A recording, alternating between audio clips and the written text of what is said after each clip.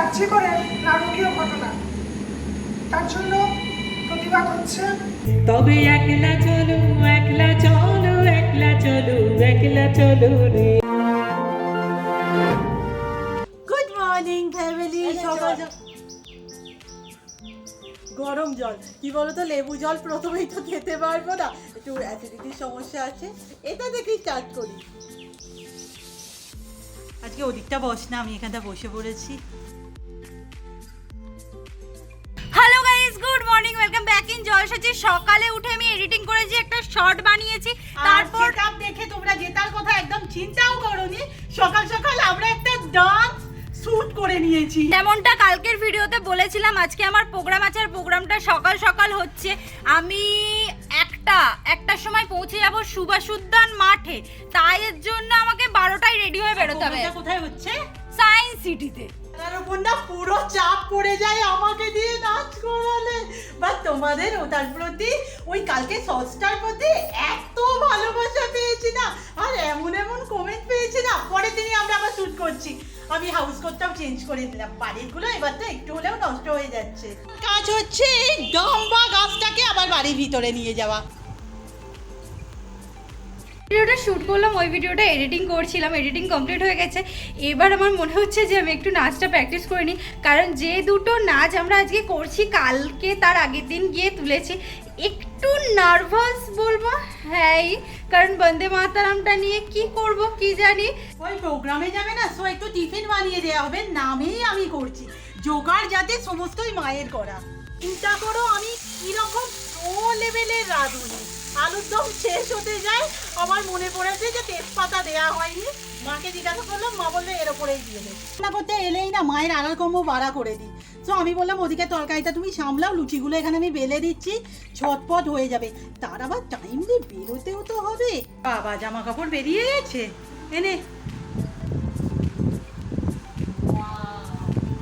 ও মা, কি সুন্দর হয়েছে। স্নান করে বেরোলাম, বেরিয়ে রেডি হতে বসে গেছি। ঘড়িতে মোটামুটি ওই আমার কাছে 1 ঘন্টার মতো আছে, আমি মেকআপ করে নিতে পারবো আশা করছি। করতে লেগে যাই।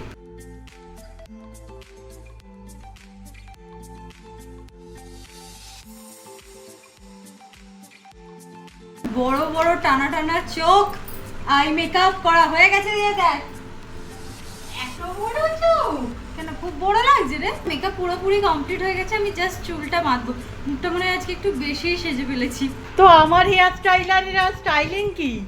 কিছুই না, সামনে পাফ করে পিছনে খোপা।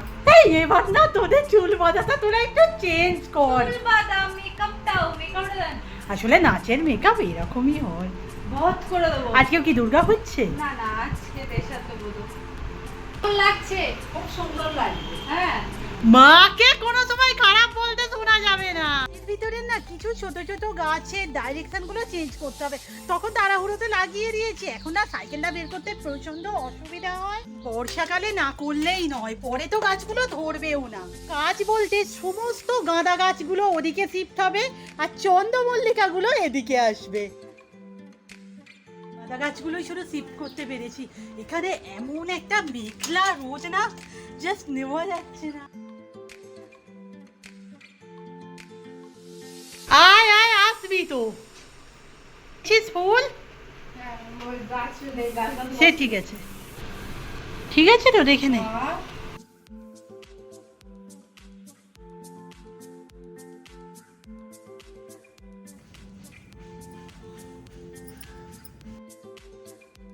তুমি আগে যাচ্ছিস? সিরিয়াস, আমার নিজেরই বিশ্বাস হচ্ছে না। আচ্ছা, এরম করতে করতে দেরি হয়ে যাবে আবার। খাবারটা বৃষ্টিও চলে আসে। চলো টাটা, তাহলে আসছি। ফোন করবি তুই আমায়। হ্যাঁ হ্যাঁ। আমি না নিজেকে দেখতে পাচ্ছি না, কেমন কেমন লাগছে যেন মনে হচ্ছে নিজেকে। যাই হোক, আমি তো বেরিয়ে পড়লাম। আমি এখান থেকে যাব সুভাষ উদ্যান, সুভাষ উদ্যান থেকে সবাই মিট হয়ে একদম প্রোগ্রামের ওখানে যাব।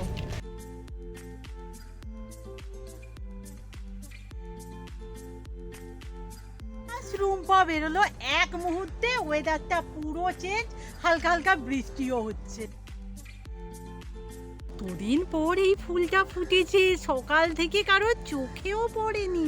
সুভাষ উদ্যান নেমে গেছে। আমি তো ভাবছিলাম আমি গিয়ে একা দাঁড়িয়ে থাকবো, যাই হোক কাকিমার সাথে দেখা হয়ে গেছে। তো তবু সঙ্গী পেলাম আর কি।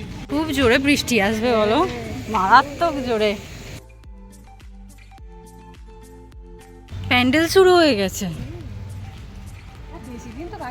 হ্যাঁ, তাড়াতাড়ি পুজো পড়েছে। বলতে না বলতেই ঝমঝমিয়ে বৃষ্টি। পুকুরে আমি একটা জায়গা পেয়েছি দাঁড়ানো, না হলে এই মেকআপ আমার আর কিচ্ছু থাকতো না। কি রকম এই বৃষ্টিটা হচ্ছে, সিরিয়াস নাচের প্রোগ্রাম করলেই শুরু হলো। এই অবস্থায় আমাদের গাছ কি করে হবে? এই যে আমাদের গাড়ি।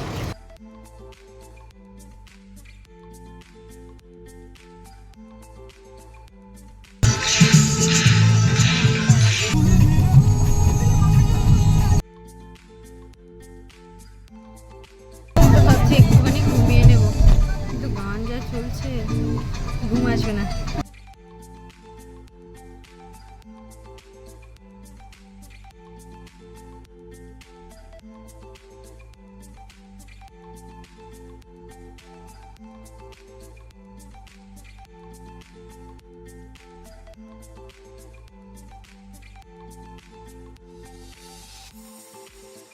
সেই যে কি সকাল থেকে আকাশটা চলছে না, এখন তো বৃষ্টিটা থেমে গেছে। কি বলো তো, এই তো ওয়েদার, টুকিটাকি সবার শরীর খারাপ। তোমরাও প্লিজ সাবধানে থেকো। আর আমাদের তো জ্বর সর্দি সহজেই লেগে যায়। আর একটাই চিন্তা, যদি ভিজে টিজে ঘরে আসে, হয়ে গেল।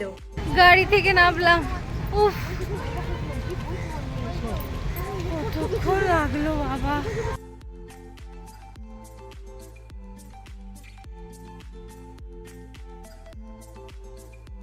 ও মা, কি সুন্দর লাগছে।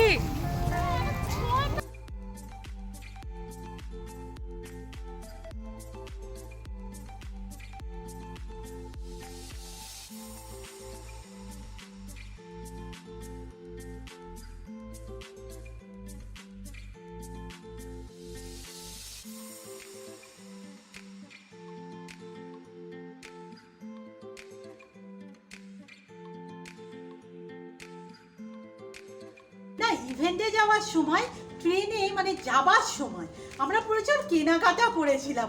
এই যেমন ধরো এটাই লেখা আছে জোয়ানের পাঁচও, সেগুলো না খোলাই হয়ে ওঠেনি। ওই যে বলছিলাম যে এই দুদিন এত ব্যস্ততা যাচ্ছে, ভাবলাম এটা নিয়ে একটা শর্ট শ্যুট করে নিই। কি বলতো, ছোটবেলার এই ট্রেন জার্নিটা না সকলের কাছে নস্টালজিক। টুকিটাকি খাওয়া দাওয়া যা আসছে তাই দেখেই বায়না করা। তো আই থিঙ্ক তোমরা এনজয় করবে। কেমন খেতে গো? সুন্দর খেতে। ঘড়িতে দেখো 2:30 বাজে, আমাদের এখনো স্নান হয়ে গেছে, খাওয়া হয়নি। এরই মধ্যে আমি এটা নিয়ে একটা শ্যুট করছিলাম, আমরা ছাড়ো মা খেতে শুরু করে দিল। যে কথা তো আগেই বলেছিলাম, ডিম আলু সিদ্ধ, এখানে এটা সকালের তরকারি। আর এটা কি হয়েছে মা? কুমড়ো ফুল, কাঁচা লঙ্কা, পেঁয়াজ এইসব দিয়ে একটা ভাজা করে দিই। ও বেসন দিয়ে একটা সুন্দর মতো বড়া হয়েছে। আর এটা তো আমার খাবারে থাকবেই। আজ কি দিয়ে ভাত খাবি? আমাদের দেখ আজ তেমন কিচ্ছু হয়নি। খাবি তুই এই দিয়ে ভাত? কি রে খাবি? ঠিক আছে, দেওয়া হচ্ছে না। আমরা গিয়েই না রেডি হতে বসে গিয়েছিলাম, কারণ আমাদের 4:30 মধ্যে রেডি হয়ে যেতে বলেছিল। 4:30 থেকে একদম স্টেজ ওইখানে না, মানে এক ফোঁটা দেরি করবে না। স্যার বলে দিয়েছিল যে তোরা যা পারিস, যেই রকম অবস্থায় আছিস সেই রকম অবস্থায় কিন্তু তোদের স্টেজে উঠতে হবে। সেই বুঝে তোরা তাড়াতাড়ি সমস্ত কিছু গুছিয়ে ফেল।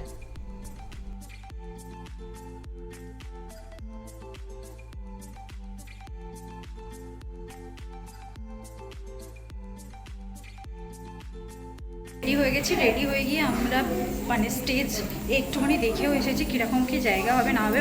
বহুত বড়, কোথায় দাঁড়াবো মানে নিজেদেরকে না এইটু দেখাচ্ছে। আজ বজবজ মঞ্জিরের তরফ থেকে মেডিকেল কলেজের ঘটনা তীব্র প্রতিবাদ জানালাম নিজেদের ভাষায়। আমরা বজবজ মঞ্জিলের পক্ষ থেকে প্রতিবারই লাইভে আসি আমাদের অনুষ্ঠানের কথা বলতে। তো আজকে খুব দুঃখজনক একটা ব্যাপার নিয়ে কথা বলতে এলাম। আমরা একটু বাড়ি থেকে দূরেই গেছি, সেই আর্জি করে নারকীয় ঘটনা, তার জন্য প্রতিবাদ হচ্ছে, চলবেও। আজকে রাত্রি বেলা অনেক জায়গাতেই রাত ঠাকুর মেয়েদের তখন এরকম কর্মসূচি জমায়েত হচ্ছে। আমরাও চাই এরকম জমায়েতে অংশগ্রহণ করতে, কিন্তু হয়তো সবাই রাত্রিবেলা সামিল হতে পারবো না।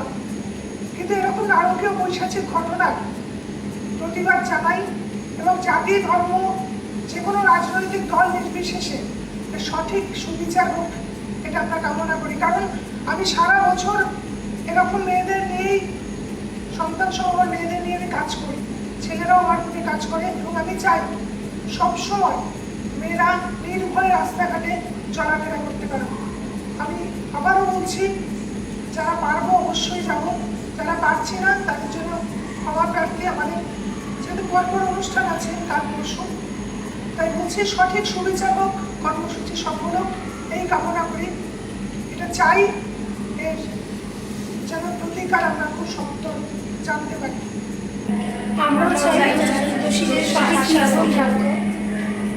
এবং সঠিক তার প্রোগ্রাম শেষ হয়ে গেছে।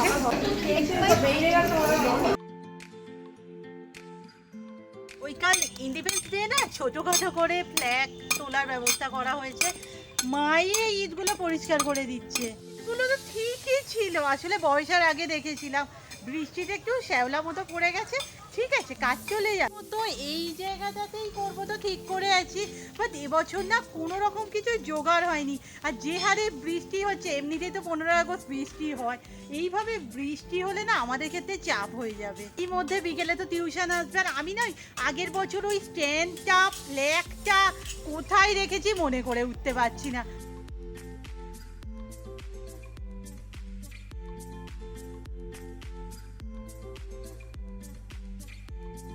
টিফিন পেয়ে গেছি, আমাদের মেকআপ তোলা হয়ে গেছে, বাড়ির খাবারটা খেতে হবে, প্রচুর কাজ। হাত মুখটা ধুয়ে নিই ফ্রেশ হয়ে নিই, খেয়ে নেব।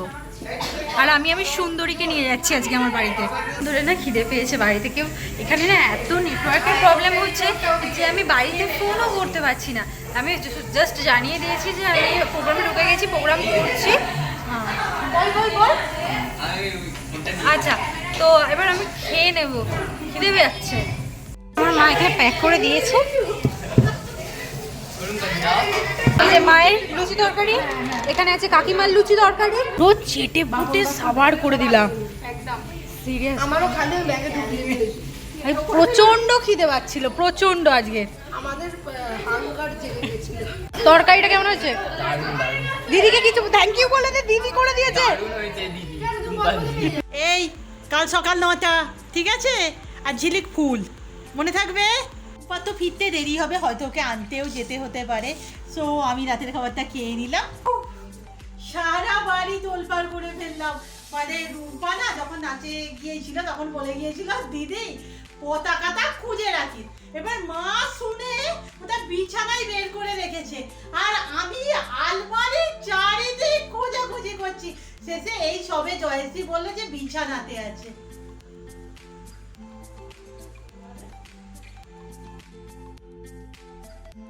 এটা না আমার একদম ছোট্টবেলার পাপি কিনে দিয়েছিল। কতদিন থেকে শখ ছিল, ফাইনালি হাতে পেয়ে গেলাম। কিন্তু দুঃখের বিষয় হচ্ছে এইটা আমার নয়। কি ভালো লাগছে, কিনতেই হবে। দিদি প্লিজ আমাকে একটা কিনে দে। আমাদের প্রোগ্রাম শেষ হয়ে গেছে, জাস্ট আমরা এবার দেখি না।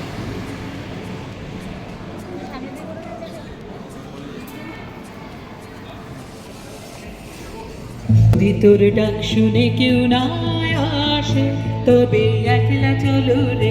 যদি তোর ডাক শুনে কেউ না আসে তবে একলা চলো রে। তবে একলা চলো, একলা চলো, একলা চলো, একলা চলো রে। তবে একলা চলো, একলা চলো, একলা চলো, একলা চলো রে। যদি তোর ডাক শুনে কেউ না আসে তবে একলা চলো রে। যদি তোর ডাক শুনে কেউ না আসে তবে একলা চলো রে।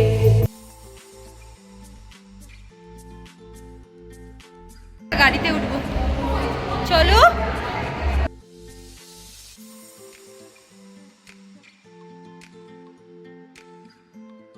অনেকক্ষণ ধরে বলছিস তুই মেকআপ করিস না? হ্যাঁ তুলেছি তো, আমরা আবার মেকআপ করেছি, আমরা রিলস বানাবো বলে। এটা আমাদের একটা সারপ্রাইজ প্ল্যান আছে। জ্বালা। আমরা বাসে রিলস বানাবো, সেখানে সবাইকে নিয়ে একটা প্ল্যান আছে। চলো চলো।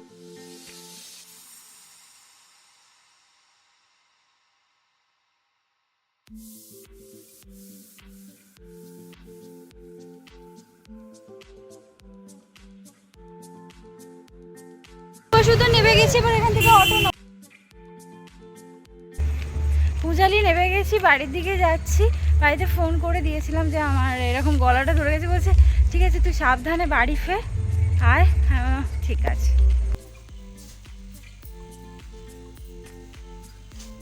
কোথা থেকে এলো? এইটা আসলে স্যারকে একটা পুষ্পস্তবক দিয়েছিল, সেখান থেকে এটা তুলে নিয়ে চলে। তোর প্রোগ্রাম কেমন হলো? আর এই যে এটা না আমার হাতের ফেস প্যাক। হামলা করেছি টিফিনের উপর, কি আছে? ও এখানে আছে একটা স্যান্ডউইচ, আর এটা যতদূর সময় ওরা খাচ্ছিল ভেজিটেবল। হ্যাঁ